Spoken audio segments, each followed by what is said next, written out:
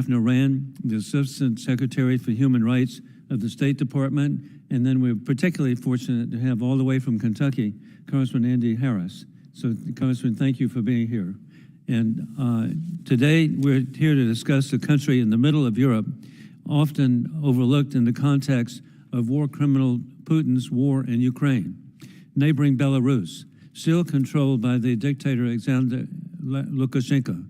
After 30 years and many false elections, his relationship with war criminal Vladimir Putin is closer than ever. It was Putin who helped him maintain power in the face of the popular mass protest of 2020.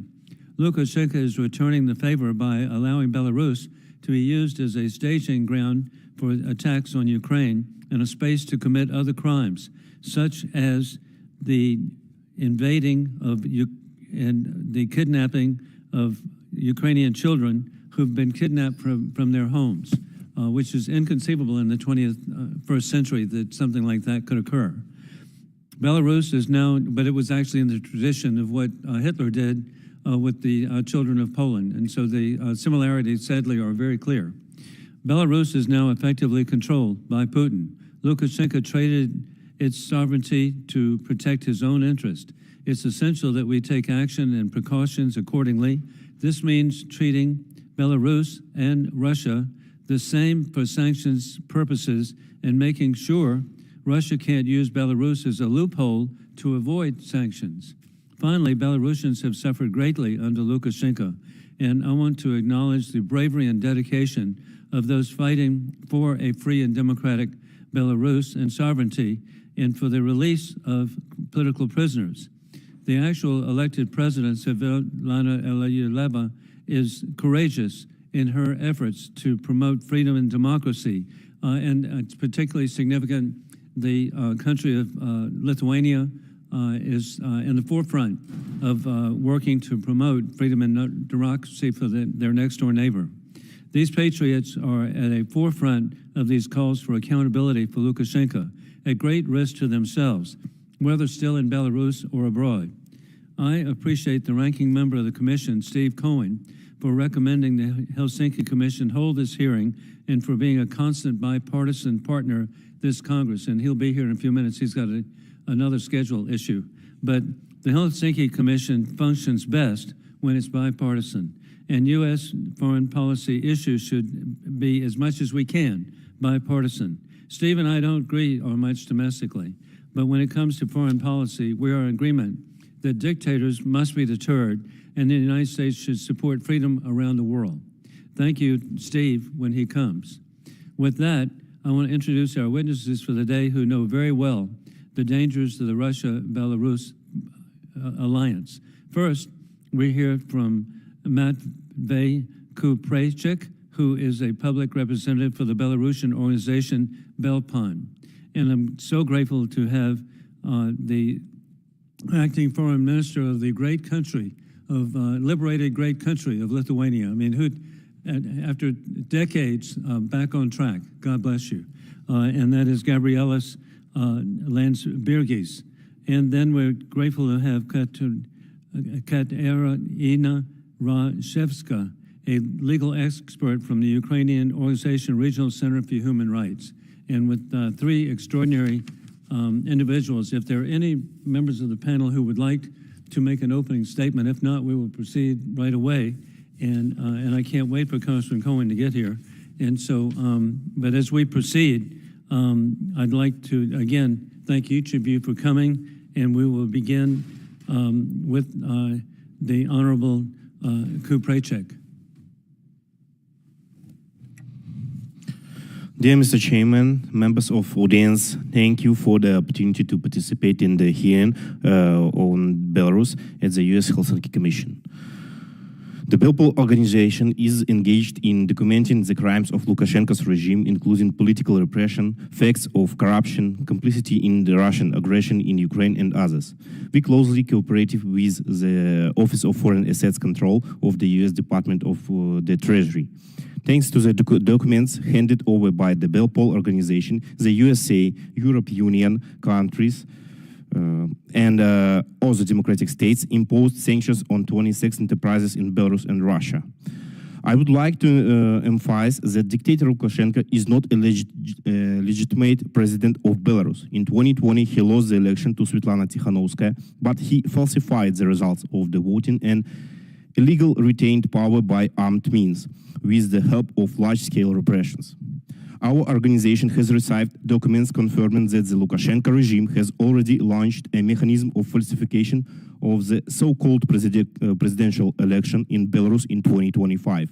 Belpol has prepared a report for the world community on the system of illegal retention of power by Lukashenko regime, falsification of previous election campaigns, and the upcoming so-called presidential election in 2025. I'm submitting this report to my testimony. Here is our report, and if you when you read that report, if you need the attachments of that, you can write the message to our email, and we send the attachments to you. Thank you. When world politicians talk about Russia, main allies in the war against Ukraine, they name Iran, North Korea, China, but for some reason they forget about the dictator Lukashenko. Lukashenko's regime is not included in the global axis of evil. Also, in fact, it plays a significant role in it. Without the involvement of dictator Lukashenko, Putin would not have been able to carry out a large-scale invasion of Ukraine.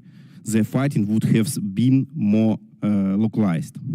Now Lukashenko is trying to play the role of a peacemaker and negotiator, but in reality, he continues to assist in Russian aggression. The Belpol organization has received many documents confirming that Lukashenko's regime is increasing military supplies to Russia. Thus, only the enterprises subordinated to the State Military Industrial Committee of Belarus shipped military goods worth $422 million to Russia in 2023. In the first 8 months of 2024, the same enterprises shipped military goods worth $459 million to Russia. That is more than in the whole of the 2023 year. And this is only a part of military supplies from Belarus as exports of military goods to Russia, also made by enterprises that are not part of the State Military Industrial Committee, including private firms. Here are some more figures. In 2023-2024, Lukashenko's regime supplied Russia with 4.5 million sets of parts for 122 mm caliber rockets for Grad MLRS, was $260 million. In 2023, about 800 sets of electronical optical units for sights and control system for tanks and armored vehicles were shipped from Belarus to Russia. In 2024, more than 1,500 such systems have already been shipped. Contracts for the shipment of military goods to the Russian Federation are concluded for 2025 and 2026. For this reason, we should impose more sanctions against individuals and enterprises that support Russian aggression against Ukraine. And one more important piece of information. On 6 December, tomorrow, in Minsk, Lukashenko should sign a treaty between Russia and Belarus on security guarantees within the framework of the Union State. Russia concluded a similar treaty with the North Korea this year. The organization Belpol received the text of this treaty. This agreement will allow Russia to place new military bases and military contingents on the territory of Belarus. In addition, Belarusian citizens can be sent to the war with Ukraine only to protect the territorial integrity of Russia. For that reason, we need to know that we need to do more sanctions, and we need to do faster that sanctions. Therefore, we cannot trust dictator Lukashenko. We should increase the sanctions pressure on him. According to the information received by the organization Belpol, international economic sanctions at present particularly do not affect the standard of living of ordinary Belarusians. But sanctions have a negative impact on the military supplies. Sanctions are breaking up supply chains. Sanctions increase the production time of military products. Sanctions reduce the profitability of its production. Sanctions reduce the output of military goods for Russia. Sanctions make it impossible to purchase and pay for individual components. However, the Lukashenko regime takes measures to circumvent the sanctions. For example, information in customs documents is forged, so-called spacer firms are created right now. For example, the organization Belpol found out that the Chinese spacer firm Shenzhen 5G High-Tech Innovation buys components for tanks sized for Chinese manufacturers and supplies them to the Belarusian factory Pelin. The firm Shenzhen 5G High-Tech Innovation is created and managed by citizens of Belarus who previously worked at Belarusian military plants. That is, Chinese manufacturers formally do not export these military goods to Belarus, but actually do it so through the firm Shenzhen 5G High-Tech Innovation. Many people think that the Belarusian people have come to terms with the rule of Lukashenko's regime, as there are no protests in Belarus now. But it's not so. Now protests are impossible because of large-scale repression. In Belarus, people are imprisoned, even for verbal criticism of the regime. But Belarusians haven't given up. They act underground. They send information about the regime's crimes to Belarusian democratic organizations. Thanks to the help of ordinary Belarusians, our organization Belpol receives information and documents which I mentioned above. We call for increased sanctions pressure on Lukashenko's criminal regime.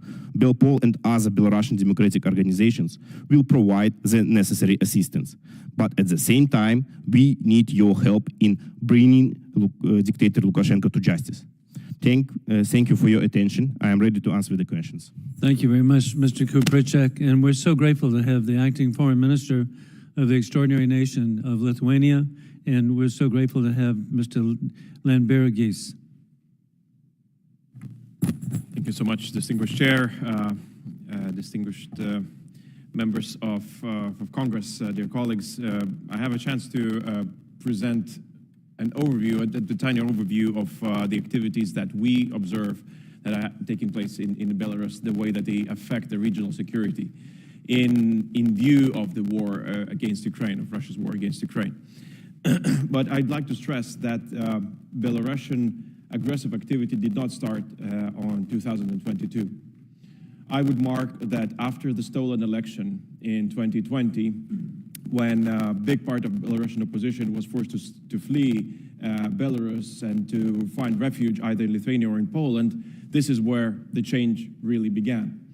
And I would mark that the first event that really points out to the changed behavior of the regime was in 2021, when the civilian air flight traveling from Athens to Vilnius was hijacked in the airspace of Belarus in order to take two Belarusian opposition members prisoner.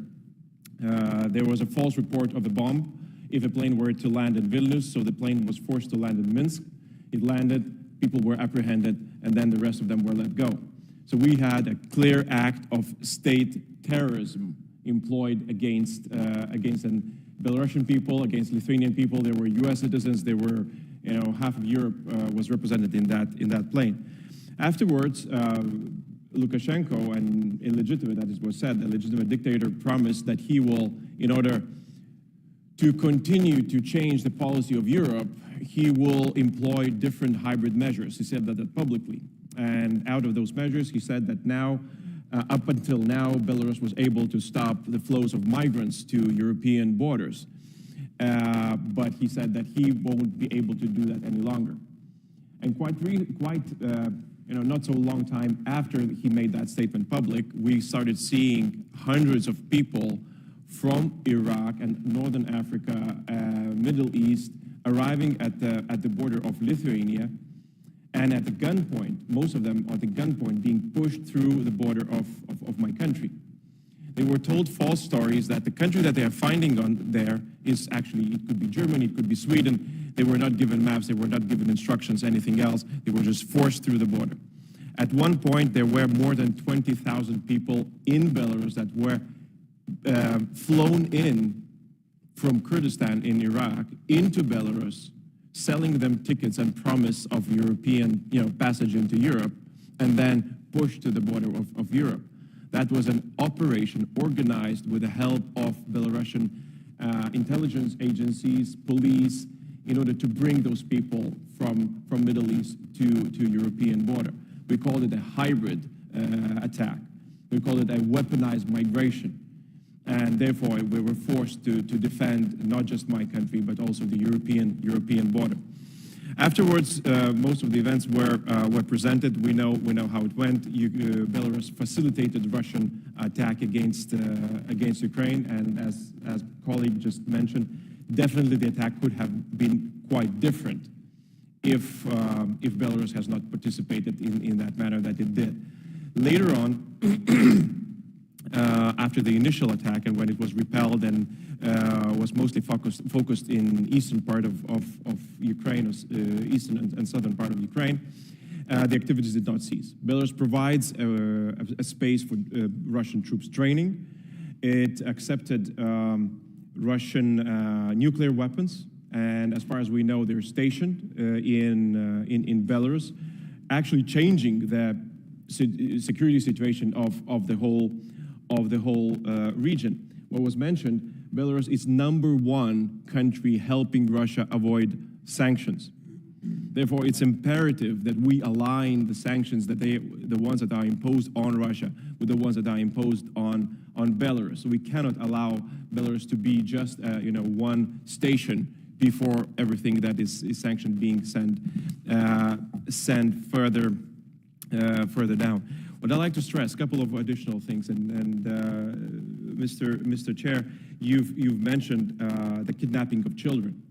We have very specific information that children from the occupied areas in Ukraine have been sent to Belarusian hospitals, health centers for retraining. We gathered the information and we passed that to international justice system so that, because the ones that have been targeted by the ICC in Russia, apart from Putin, are the ones who are dealing with kidnapping of children. And since Belarus is complicit in this crime, we believe that they should be joined in, not just in a political condemnation, but in actual criminal investigation as to their action. And lastly, I wanted to tell one short story. When there was Wagner activity, and Chair, you definitely remember when Wagner troops decided to march onto Moscow, and they were stopped. Later on, they were sent to Belarus. And part of them were training and stationed just by the border of my country. Actually, the closest camp where Wagner troops were stationed were just 5-7 kilometers away from my border. You know what's the saddest thing here? Is because on the other side on our side of the border, we have healthcare centers which were treating Ukrainian soldiers.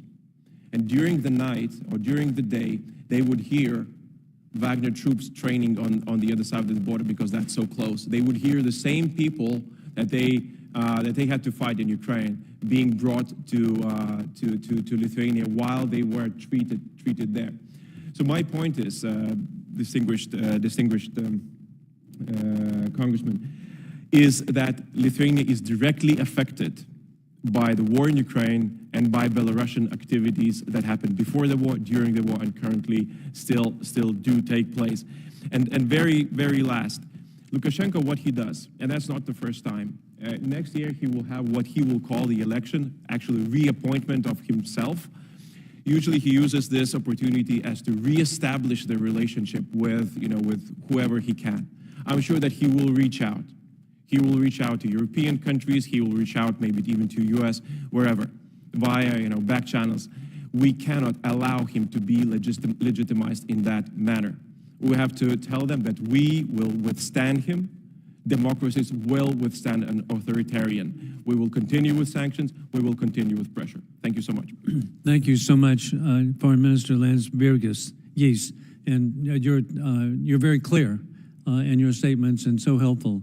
And we're so fortunate to have indeed Katerina Rashevska and we appreciate you being an expert from the Regional Center for Human Rights. Chairman Wilson, distinguished members of the Helsinki Commission, thank you for the opportunity to testify today. Many who support Ukraine understand that Russia has taken more than 19,000 Ukrainian children. But there is less public awareness of the role of Belarus in this displacement, indoctrination, and militarization of Ukrainian children too. The Lukashenko regime is teaching Ukrainian children to aspire to die for the country that is committing atrocities against them. This is part and parcel of the global Russian state policy of eradicating Ukrainian national identity through the war of aggression. Unfortunately, the role of the Belarusian regime in aiding and abetting this policy has not received an adequate attention. My testimony draws on a year of research and advocacy work of the Regional Center for Human Rights, Freedom House, and Human Rights Center ZMINA in partnership with independent Belarusian organizations. We identified 2,219 Ukrainian children between the ages of 5 and 17 who were taken and then re-educated in 18 institutions in Belarus. Most of these children are orphans, children deprived of parental care, children with disabilities, and those living in difficult conditions. We know that some parents were coerced into giving the so-called consent to get these children to Belarus because they were threatened to be deprived of parental care rights or their property. Other parents who just survived all these atrocities and ongoing war believed that this transfer to Belarus is the only way to save their child's life. None of the parents gave their consent to what occurred inside the re-education camps. The curriculum in these institutions just has a strong ideological component featuring Russian and post-Soviet propaganda narratives. Ukrainian children are forbidden to express their national identity, also to speak Ukrainian language. Their Ukrainian citizenship is just not recognized. Perhaps the most horrific things these children experienced in Belarus was militarization. Ukrainian children were trained by Belarusian officers who were involved in violent crackdowns on protesters in August 2020. The children also participated in hand-to-hand combat trainings with representatives of the Belarusian Special Forces.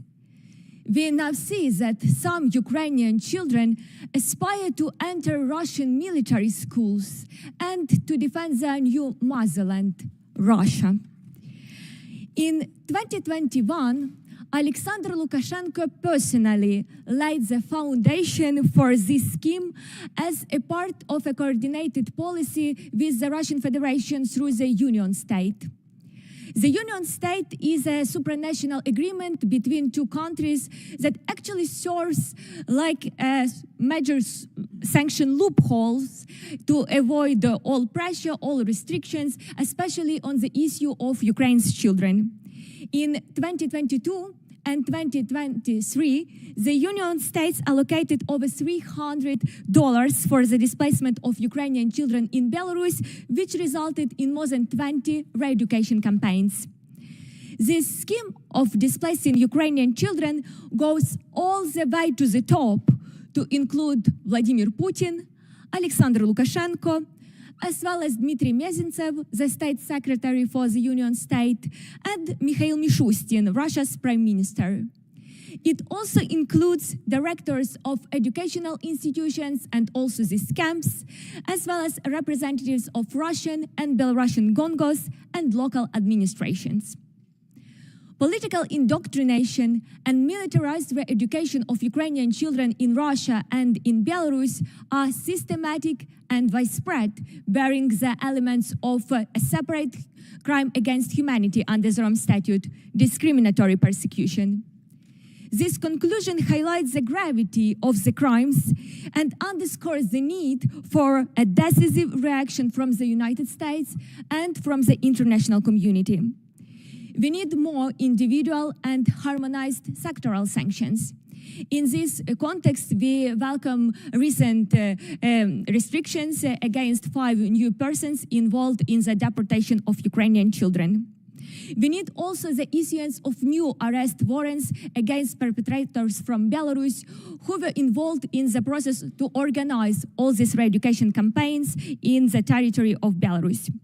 We also need that the number of children who may be eligible for the reparation under any future compensation mechanism was expanded. We look to the United States as a members of the International Coalition for the Return of Ukrainian Children to assist our country, Ukraine, to establish a unified legal mechanism for repatriation of Ukrainian children, because unfortunately, approximately 90% of all deported children remain under Russian control. We also need to elaborate on the basis of previous experience of other countries, the national system of rehabilitation and reintegration, because these children are really very traumatized. We will fight to return Ukrainian children back to their homes because it is not only their right, but a passport to a better future for these children and for Ukraine. Distinguished members, also Ranking Member Cohen, I am persuaded that if we are to achieve true peace in Ukraine, we must begin with our children. Having a country that is truly fit for children doesn't simply imply the absence of war. It means having a safe country where every child can grow to adulthood in peace, dignity, and safety without constant threat from neighboring states. Thank you. Thank you very much, Ms. Rashevska. And we're now going to begin with 5 minutes by each person who's here on the commission. And we've been joined by the Most High Honorable Vice Commissioner, Steve Cohen from the Tennessee. I'm very grateful. In fact, after my 5 minutes, I'm going to turn it over to him. I have Steve has arranged that I have a meeting with Elon Musk. And so I loan him some money. So hey, but again, thank you, Ms. Rashevska. It's just horrifying to think of, and my 5 minutes begins now. And so, but truly, it was impressive. I was there in Kyiv and met where persons had rescued some children who had been kidnapped. And who would imagine here in the 21st century, as I mentioned, that you would have kidnapping of children for Russification or whatever they want to call it, in the exact tradition of Adolf Hitler of kidnapping children in Poland to Germanize, Nazify. And so to have this reliving is just, to me, in the 21st century shouldn't be. And that's why it's so encouraging to have you here today. And Foreign Minister Landsbergis, I am so happy that you're here. And indeed, something so important that you mentioned, and that is that Lukashenko has announced that he has several dozen Russian nuclear weapons in Belarus. How does that change the dynamics? What should we do? Well, thanks so much. I mean, probably we have to, at this stage, we have to understand that Belarus is an extension of Russia's military arm. Mm-hmm. So when we're thinking about the need to defend NATO's eastern flank from Russia, we have to understand that Russia is way closer than we've imagined. Yes. Because it actually operates freely in the whole territory of Belarus. With its arms, when it comes to Ukraine, we've seen, a very fast troop movement. When we've seen Wagner was back from almost, a couple of 100 kilometers from Moscow. They were on Lithuanian border in 8 hours. That's how fast you can move within Russia and Belarus. Mm-hmm. So the request from us is take into account that Belarus is a major security issue for the region, And when you talk about the needs of our region, it needs to be reinforced. It needs to be reinforced with more NATO troops, with more equipment, because we are in a dangerous region. And indeed, Foreign Minister, as you indicate, the Russian military in Belarus, that it's really an extension so far. But hey, it also fits into something else. Mr. Putin claims that Ukraine doesn't exist. As he's trying to recreate the Soviet Union, I wonder if the people in Belarus understand that means one day they won't exist too, as we've already seen with the Russian occupations continuous of Transnistria in Moldova and the South Ossetia and Abkhazia into the Republic of Georgia, maintaining troops in Armenia.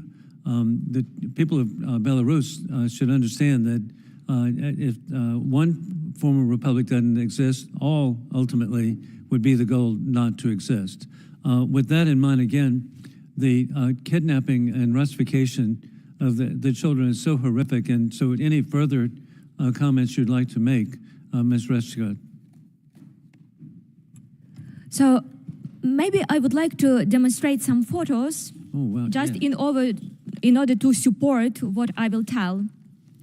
So this is the militarization of Ukrainian children made by the Russian Federation with assistance of Belarusian agents. So Ukrainian kids are just turned into the enemies of their proper nations. In order to fulfill this aim, the Russian Federation, together with Belarus, built the whole system just under our noses to raise children as soldiers. They do it through formal and informal education. That is why, for us, it's really important to recognize this indoctrination and militarization of education as a separate crime against humanity, and of course, to punish all guilty persons. Because, you know, this is not only the threat to Ukraine, but to global peace and security, because this is a clear sign that Russia, as well as Belarus, they are not planning to stop this war. They are preparing a new war of aggression. Thank you so much. And indeed, it is the ultimate crime against humanity to kidnap children and deny them their heritage. Mr. Kuprechek, indeed, the foreign minister has mentioned about the Russian military presence in Belarus. What is the extent of the presence there? So I just wanted to add some information about nuclear weapon in Belarus. Belpo organization just a few weeks ago published our investigation about tactical nuclear weapon in Belarus. Right now, we can say that Lukashenko do not have any nuclear weapon in Belarus. But tomorrow, Putin and Lukashenko signed a new document about Union State, and we have information that in the second part of 2025 and beginning of 2026, Putin transfer tactical nuclear weapon in Belarus. And in a few days, we will publish information about that military base, and Putin prepare Belarus to take a nuclear weapon. That's the first. The second, that document, which Lukashenko and Putin will sign tomorrow, gives Putin opportunity to transfer military bases from Russia to Belarus territory. And in the same time, that document gives Putin opportunity to send Belarusian troops to the Ukraine. Right now, in the same time, we have information that in Belarus right now, Wagner troops, we have just only near 300 of Wagner troops, and that troops are trained Belarusian militaries, and that's all. So, thank you so much. And indeed, it's prescient on the part of Congressman Cohen. He's the person who wanted to have this hearing, and he's ahead of the curve. That this is the day before just absurd agreements are reached, or actually, however you want to call it, enforced. And so I want to, again, thank Congressman Cohen for his leadership. I want to thank all three of you for being here, and I regret I have to run, but boy, are we in good hands with Congressman Steve Cohen. Thank you. Thank you, Mr. Chair, and like a politician, you are running. We do that. I thank you all for being here. I've visited Belarus on a couple of occasions and met with Lukashenko, and he's a man who likes power. and he's not going to give it up. He has no regard for the law. He has regard for his own power and his own, really an empire which he wants to have. But he knows he's weak, and he knew he was to be the vassal of Putin. He had no choice but to give in to Putin, because Putin would have taken over Belarus. So he made his deal with the devil. It's disturbing that he's taken these children. Ms. Rashevska has the children in Belarus. They were kidnapped by the Russians and then transferred to Belarus. Is that correct? So these children, they were displaced. Unfortunately, we are not able to prove that all children were just kidnapped, but we have at least 3 groups of children orphans and children deprived of parental care. This is approximately 150 kids who were really kidnapped, who were really abducted, because Ukraine, as a state who is responsible for these children, who is parents patria, has not given its consent to this transfer. In other cases, it was really difficult to confirm or deny the not coerced nature of this consent, because unfortunately mostly these kids and their parents, they still be in occupied territories, and that is why to contact these people and to ask them whether these children were returned or they were not returned, this is just to pose these people under the risk to be persecuted by the Russian Federation. But we are really persuaded that the Belarusian regime is guilty just because these children were re-educated, just because these children were indoctrinated. And several days ago, the new group of children orphans from the occupied Donetsk region, this is 38 orphans and children deprived of parental care, they were sent to Belarus, but the logistics of this transfer was totally new and unique. Firstly, these children were sent to Moscow, then these children were sent to Minsk, then to Vitebsk, and that is why we are not sure that all children would be returned, especially because of their status. These children are orphans, no one is looking for them, and unfortunately Belarus as well as Russia, they don't allow access of any independent monitoring mission to the process of this transfer. So it is really difficult to just give a short answer to your question, but this is a challenge for Ukraine just to identify the logistics of this transfer and also the children who were allegedly kidnapped. But they would have come from eastern Ukraine, is that not correct? Yes. And Moscow and Minsk, and then are they being trained to be in military, to be in soldiers, or just being in the military to be taught to take orders and adapt to being Belarusian? So this is a difference between Russia and Belarus, because while the Russian Federation is trying to make from these children loyal Russian patriots and future soldiers, Belarus is only assisting the Russian Federation to achieve this goal. That is why we didn't document cases where, for example, these children were subjected to have Belarusian passports or Belarusian documents, or these children were transferred to Belarusian families for adoption, like it was with Ukrainian children deported to Russia.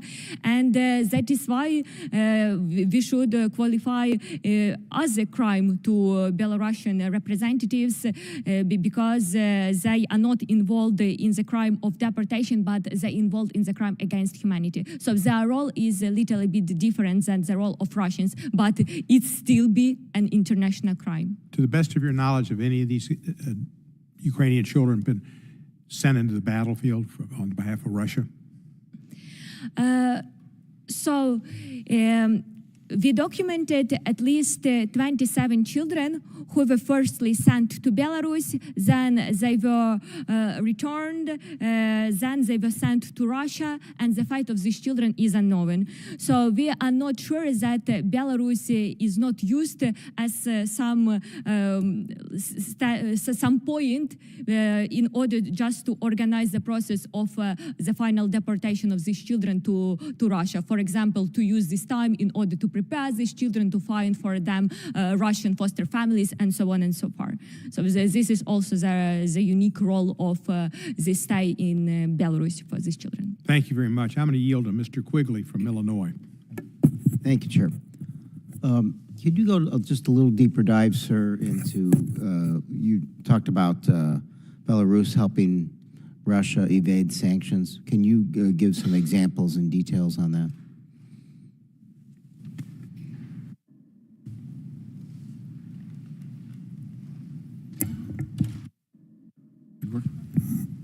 Sure. Oh, okay, it's working. I can give you an example.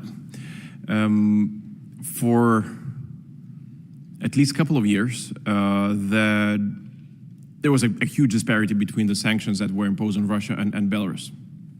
That means that there were goods that you could not export to Russia, but you still could export to Belarus.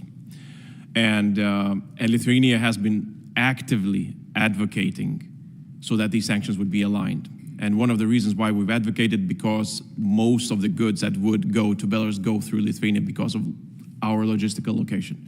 You know, the best roads, the best railroads, the best connections go through my country.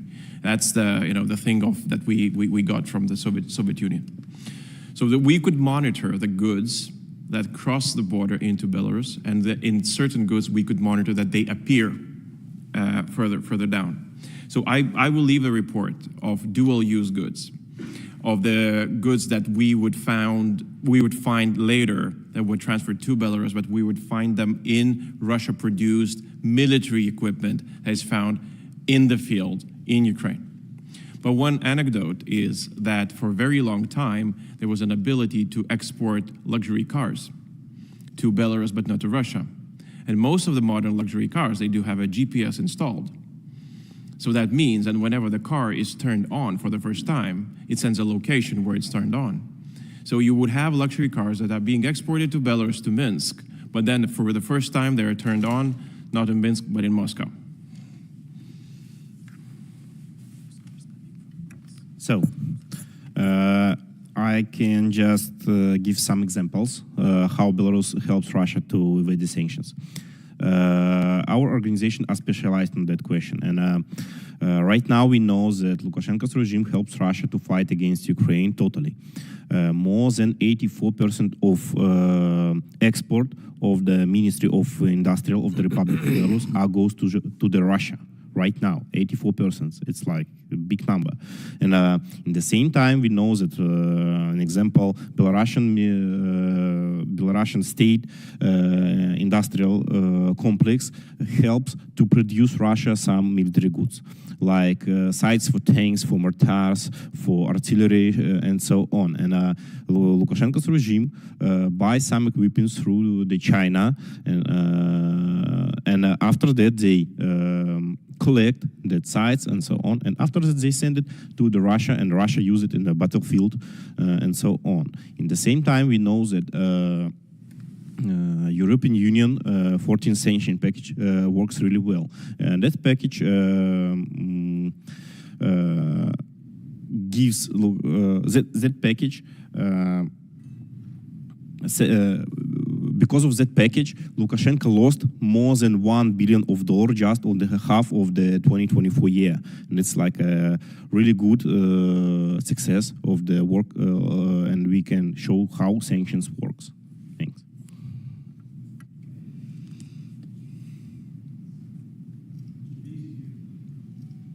Yeah, thank you, Mr. Chairman. I wanted to talk with you about Wagner, because we haven't heard that much about them in the news lately. Not since the, I'm not going to call it the untimely death, but the death of their leader. How would you characterize the activities of Russia's Wagner group in Belarus today? And do you think that they currently pose any sorts of threats, particularly with everything that's happening in Ukraine right now? Either, yeah. Go ahead. Okay, thanks. Yeah, so our organization just collect the data that right now in Belarus we just have not more than 300 troops of Wagner, and that troops are training Belarusian military forces because they have a lot of experience by the Ukrainian by participating in the Ukrainian war. So. if I may. So after the unsuccessful coup of Wagner, most of the private mercenary, whatever armies, they were incorporated into the general army structure of Russia.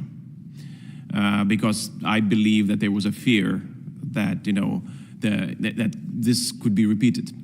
The actions of Wagner could be repeated. Certain activity of Wagner, again, under different names, but the same leadership has retained some activity in Central African states. This is where we monitor them still actively operating. The same people, but when it comes to Ukraine, or Belarus, the picture has changed dramatically. Probably the main lesson out of the whole situation, of the turmoil, let's call it that way, I think, at least for us and for the security of the region, was the speed of the development of events. Because most of the people in the European theater were caught off guard as to how fast the events were developing. So when we talk about the security, and when we say that we have eyes in Russia, when we say that we have eyes in Belarus, and we do, we see movement. Unfortunately, this does not count for stray units. This does not count for immediate action when the decision is being made on point, and then the troop movement begins. So it should serve as a lesson as to how fast we can come from a situation which is manageable and not pose a security to NATO, and suddenly does in 8 hours later. So this is the concept, and when we're talking about the increased need of security for eastern flank, this is the exact reason why, because the countries are unstable basically. And they do not necessarily manage the threats to us the way that we think that they might. How significant do you think it is? I know that one of the Belarus officials announced just in the last few days here that there were going to be some training exercises with Russians in Belarus. How significant have you heard that training exercise is? Is it more posturing, or is it something that that we think could turn into something to where these troops could actually get involved in Ukraine? Look, I probably could tell you that the war against Ukraine, it started as a training, with 200,000 troops, gathered by northern and eastern part of Ukraine, and it was posed as a training. That is a yearly training. So we had our share of these trainings. They called Zapad, Western training exercises. I'm not sure actually how much Russia now could devote troops for training exercises because of its military activity, around Ukraine and in Ukraine.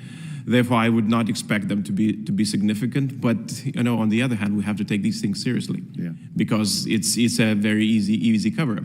Additionally, what I would like to mention is that there is a new actor in Belarus, which cannot go overseen, is China.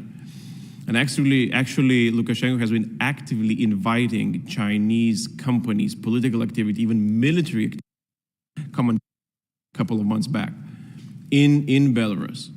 So there is a chance that we are seeing not just an extension of what we talked of Russian military area into Belarus, but of Chinese economic and political, and even possibly military in the future, interest into European continent via Belarus. Yeah. Let me ask you this in the last few seconds.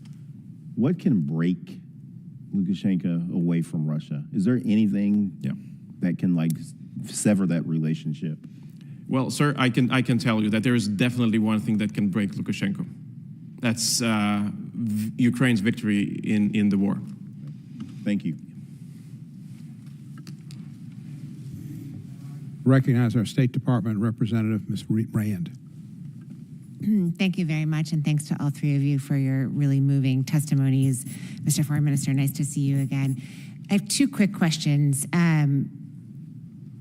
both of you mentioned more sanctions, and we talked a little bit about sanctions invasion, but on the individual sanctions, like the global Magnitsky sanctions, to get at the individuals who are either involved in the human rights abuses or involved in some of the military activities, can you, all three of you, assess, we've talked a little bit about the delegitimization policies, right, to move these folks outside and to shun them. Is that working, the sort of individually named sanctions, either for human rights abuses or other activities? How are those working? Is it more sanctions we need or just better strategy around the sanctions? That's the first question. So I will start with providing you with one good example how sanctions can work. Of course, when we are talking about Putin, Lukashenko, Lvova, Belova, and others, so top officials, sanctions are not so efficient because these people just can't stop the deportation and re-education of children because this is the state policy. But when we are talking about medium representatives, like, for example, mayors of some cities in Belarus, who are also involved in the process of organizing this military patriotic re-education of Ukrainian children in Belarus. So it works. In 2023, Regional Center for Human Rights prepared a sanction proposal for the mayor of Novopolotsk. This is the city in Belarus. In this city, there were several groups of Ukrainian children who were not just subjected to some rehabilitation in hospitals, but they were in Belarusian schools. Some of them were sent temporarily to Belarusian families. Also, the mayor of Novopolotsk organized for representatives of foreign countries, also inviting representatives of the European Union to visit Novopolotsk in order to legitimize this policy of re-education. So we proposed him, the European Union included him into its sanction list, and in 2024 we didn't document Ukrainian children in Novopolotsk. So it works. Also, it works when these sanctions are only the so-called yellow card for these people, and other institutions started preparing something against them. For example, we firstly submitted Svetlana Mayboroda. This is a representative from Mariupol who was involved in the deportation of Ukrainian children. She was included to many sanctions lists, not only in the European Union, but also in the United Kingdom, in Canada. And then the procedure started, criminal procedure started against her. And now this woman is also not working in the field of sending Ukrainian children, especially orphans and children deprived of parental care, to Russia or to Belarus. So it is efficient, but what we need, of course, we need more sanctions, not only against individuals, but also against organizations, not like business organizations, but also, for example, military patriotic movements, UNARMIA, it is already sanctioned in the United States, but we have also other organizations like Center Warrior, established thanks for Putin and his money. Also, we have another organization, People Friendship Academy Akhmat, established thanks for Ramzan Kadyrov. So we need also include these organizations into the sanctions list. And we need to harmonize sanctions between different states, because it is just not normal when some people are already included into the sanction list of the European Union, then they have some time in order just to transfer their money to some other jurisdictions to hide them, and then this jurisdiction started the process, another process, just to include these people with the same evidence to their sanctions list. So we should harmonize. Maybe we need some unified database in order to do it, maybe some additional agreements, but when these processes are not harmonized, they are not so efficient, and unfortunately people who are really involved in the deportation and other crimes against Ukrainian children, for them these sanctions are just nothing. So, I just can give some examples of how sanctions really works. And sanctions stopped production of sites for T-90 tanks for more than 3 months in summer of 2024. I think we can save a lot of lives of Ukrainian troops for that stopping period. Since November 2023, the estimated profitability of some companies produced by state military industrial complex of Belarus fallen to 5%. When we push just some more, we can do like 0 or minus 5%, and it's not the reason to produce more of that production. The price of Belarus machinery delivery to any part of the world has increased 3 times in 4 years.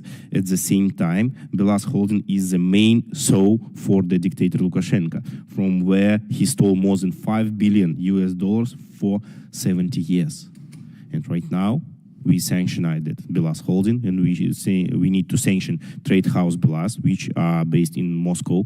And after that, we can find stolen money, and we can help Belarusian democratic forces to win that game. So, according to the Belarusian Foreign Ministry, the amount of losses from the 14th package of the European Union sanctions amounted to about $2.5 billion of US dollars.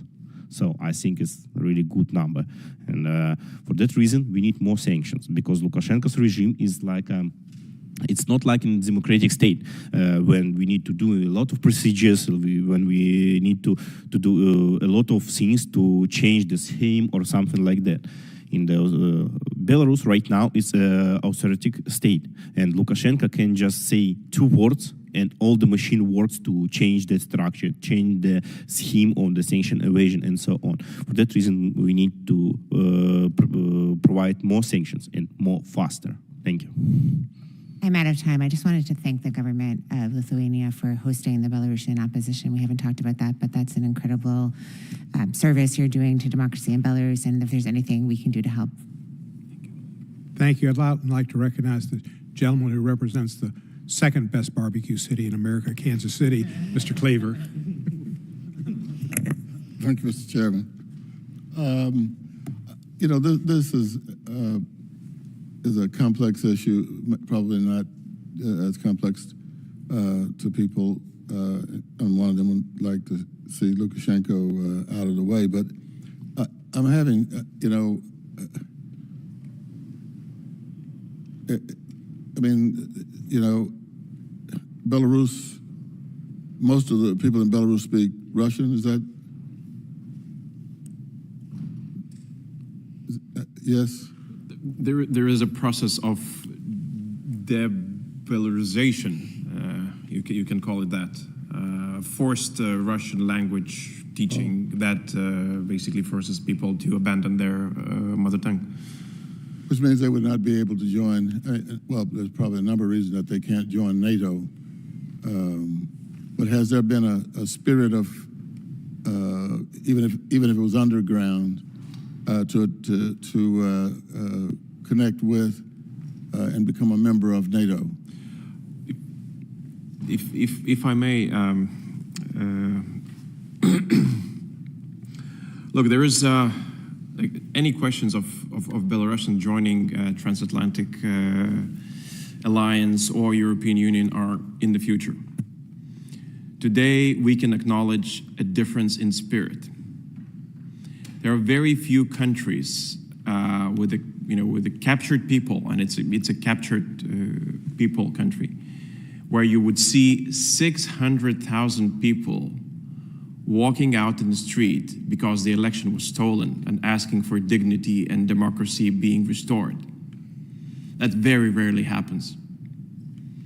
You would see a protest of, tens of thousands, maybe 100,000 is enormous. Belarusians went en masse, 600,000 people, and that has to be acknowledged. The way that I addressed my parliament, usually when they would ask, how can we, build up pressure on Lukashenko and other things, I said we have to keep the spirit of freedom alive because it's there. It's repressed. It's horribly repressed. There are 1,500, 1,900 political prisoners currently in prisons. So that's, that sends a message as how free are you to go out now?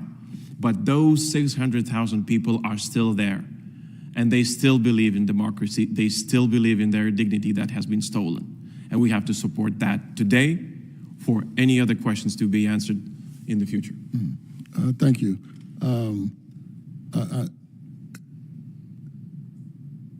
I'm also very concerned. I mean, in the old Soviet Union, I'm assuming that it was just simply a part of Russia territory, and so now, if Russian, well, I guess it was Belarusian land that Russia used, I guess, prior to the attack into the Ukraine.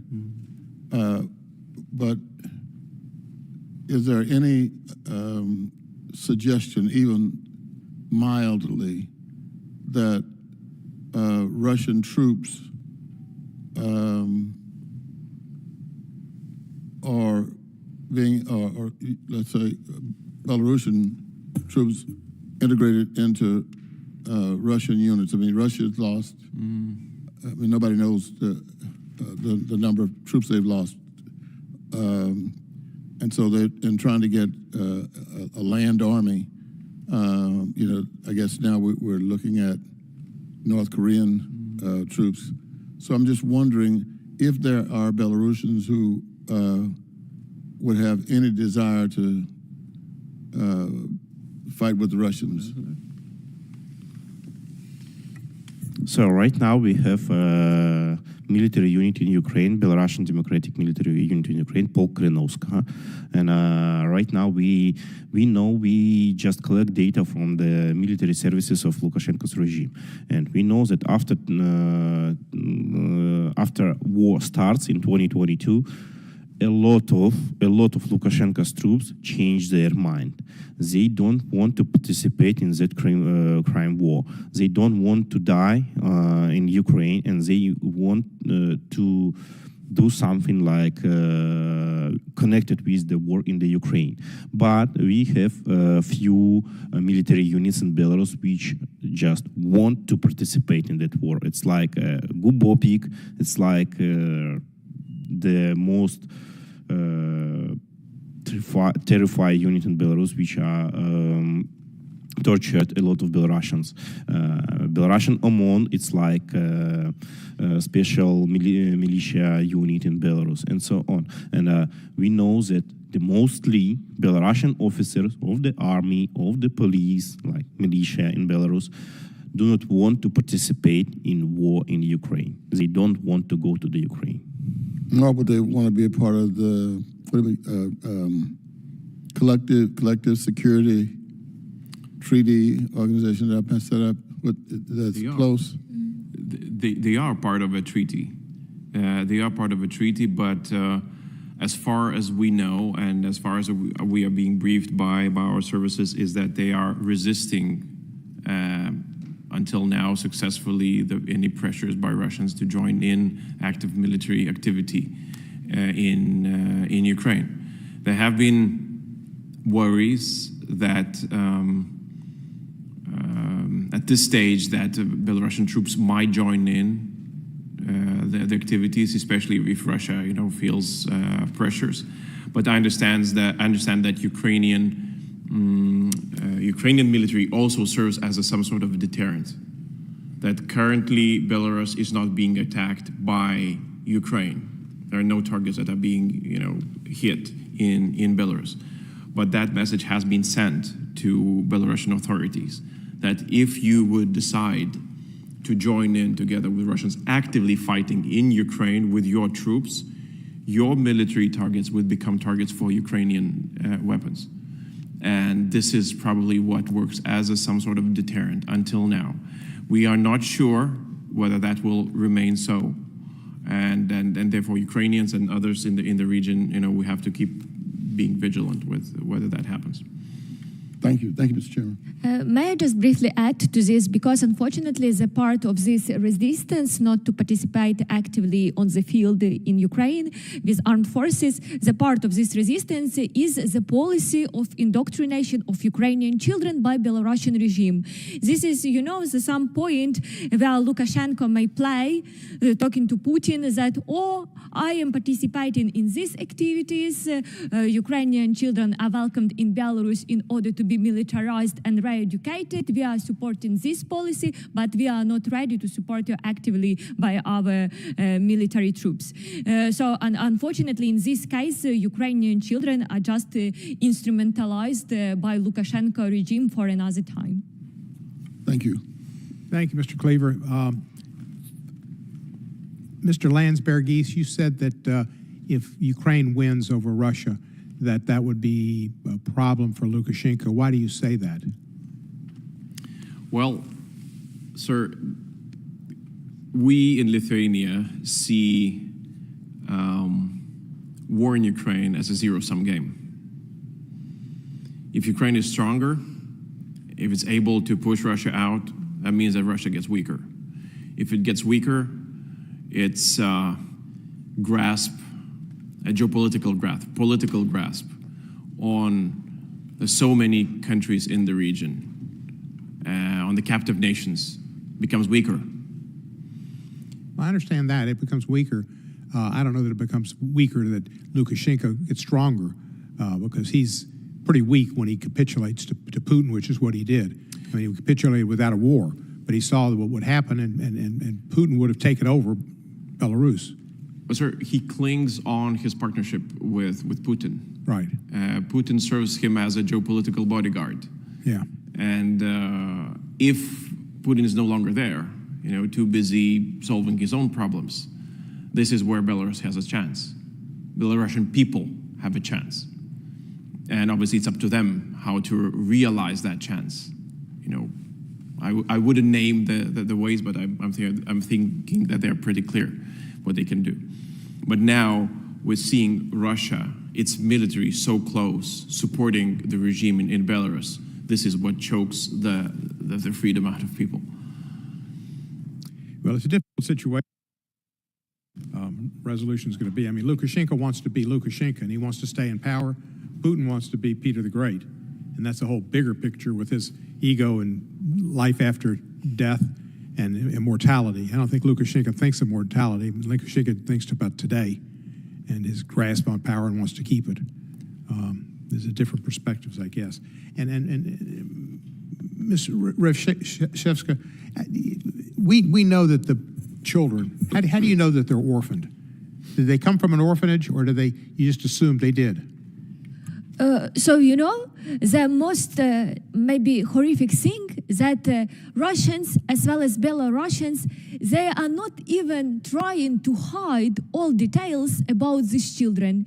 Sometimes we even found in open sources names and surnames of these children. Then we verified their data with Ukrainian database Children of War, and we found that these children were not only orphans or children deprived of parental care, but they were looked for as children deported by Russia. So they are just publishing everything because they would like to maybe to legitimize their actions by this way. And also, of course, they are even identifying the number of boarding school from which these children were taken. Sometimes like Ambrosiivka boarding school number 5. So we know all the details, and we are persuaded that these children are orphans. And of course, this is information from open sources, but we also had other closed source of information with all relevant data in order to verify our assumptions. Orphaned because of their parents died before the war and they were in an orphanage, or the parents died when the Russians invaded? There are both types. Both. So, like children who were before the large-scale invasion in these boarding institutions, but also there are some children, in particular from Mariupol, who lost their parents, and this is the most difficult situation because these children were not previously in the unified database of Ukraine. So unfortunately, we don't know any personal information about these children, about their blood relatives, and so on and so forth. That is why it is really difficult to identify these children and also to return them back to Ukraine. And one child, one boy from Mariupol, he was firstly taken to Belarus to this re-education camp, and then unfortunately he was not returned to occupied territory. We just don't know his fate. Maybe he was taken to Russia to forcible adoption. Yeah. Well, I don't know what the story is, whether the Belarusian authorities want these young people to be Belarusian and be there and have a home in Belarus, or if they want them to be part of the military. And if they become part of the military, they very likely could die in battle, and then they would lose them. And whether they're more valuable alive to Belarus is showing, their youth and what they've done for them, or if they're more powerful being a part of the military. I don't know which their priority is. Do you have any idea what their priority would be, to send them to battle, or would they want to keep them in Belarus to keep them alive? So, as I have already mentioned, these children, they are not detained in Belarus. That is why they are not imposed by Belarusian citizenship. They are not becoming Belarusian citizens, and so on and so forth.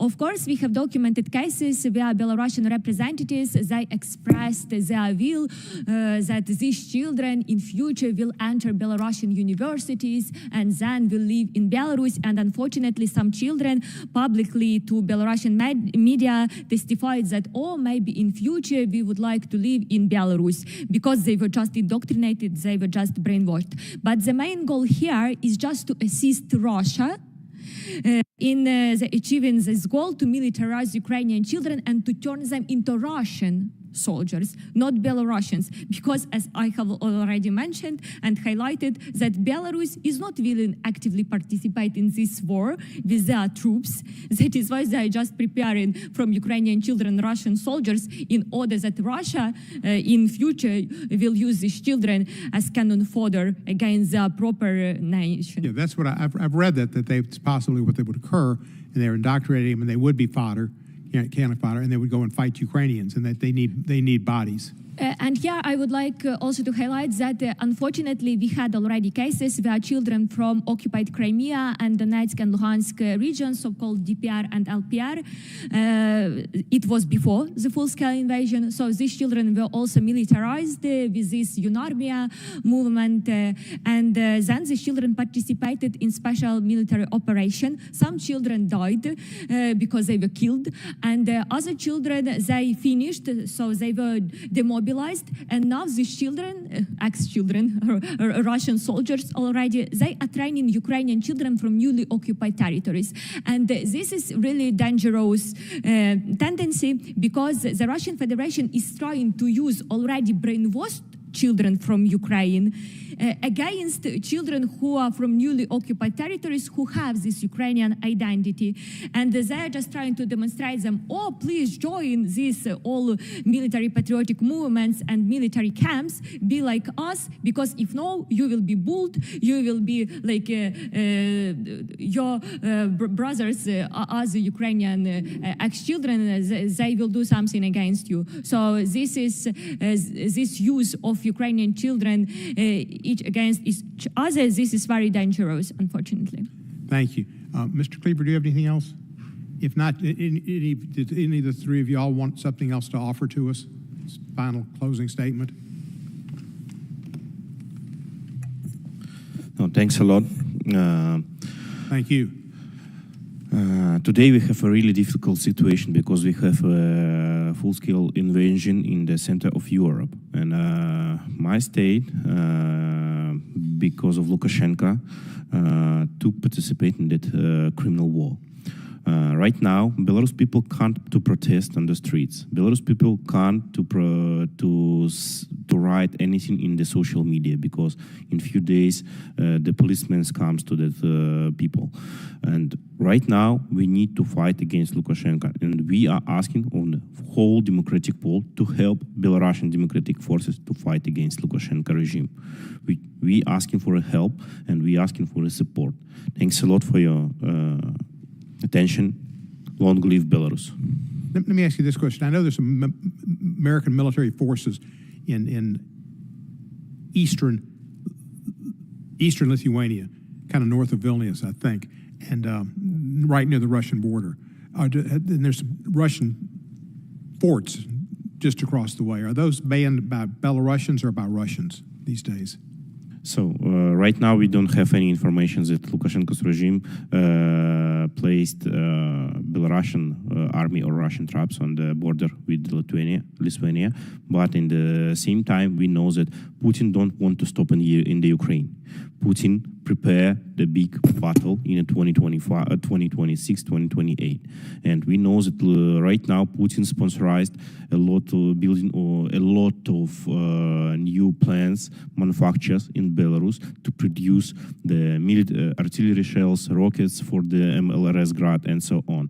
And right now we just collect information about new plant in Belarus that Chinese engineers helps to build, and that plant should to produce more than 10,000 rockets, 122 millimeters in a month. It's like a big number of the shells, and we know that Putin don't want to stop in the Ukraine, and for that reason we need to fight against Lukashenko. For that reason we need to fight against Putin. Yeah, I got you. Thank you. Yes, sir.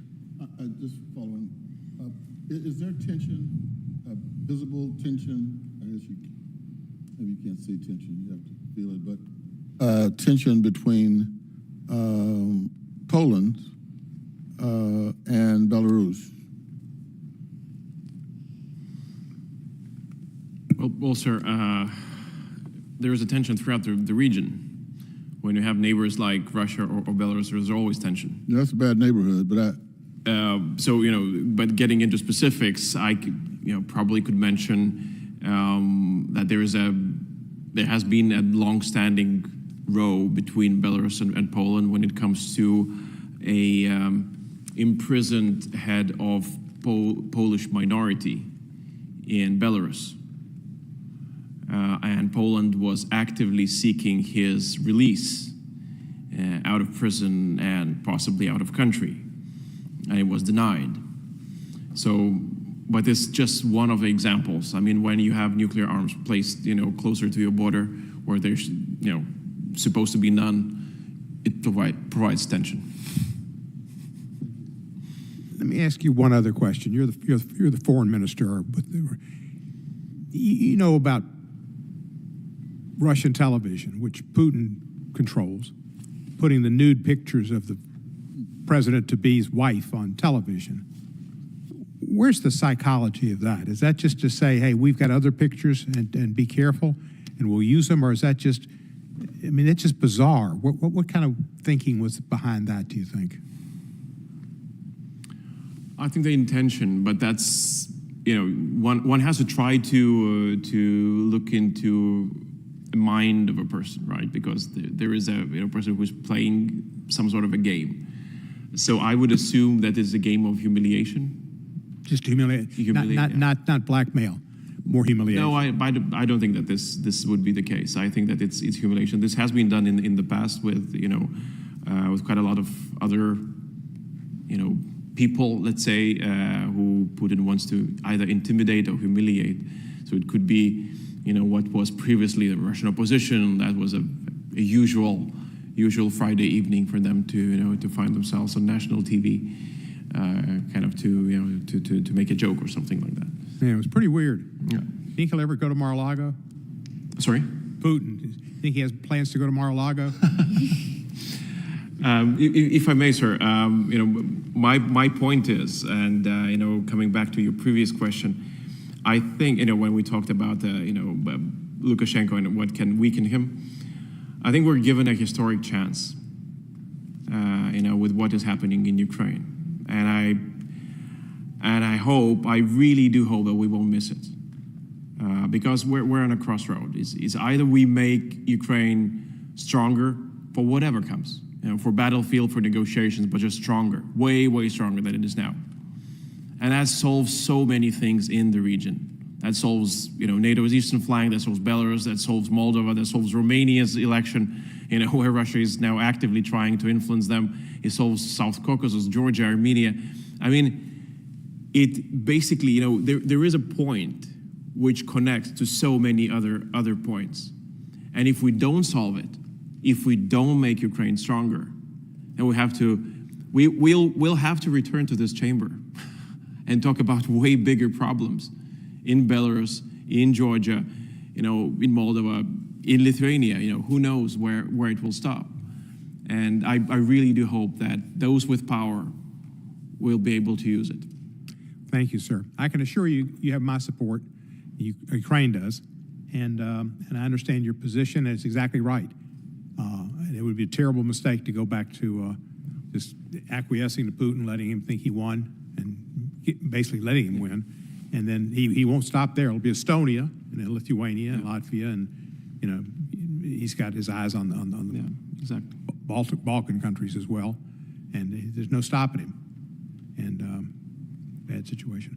Thank you all for your testimony and your time. Appreciate Thank you so very much, sir. And with that, this is adjourned. Bob?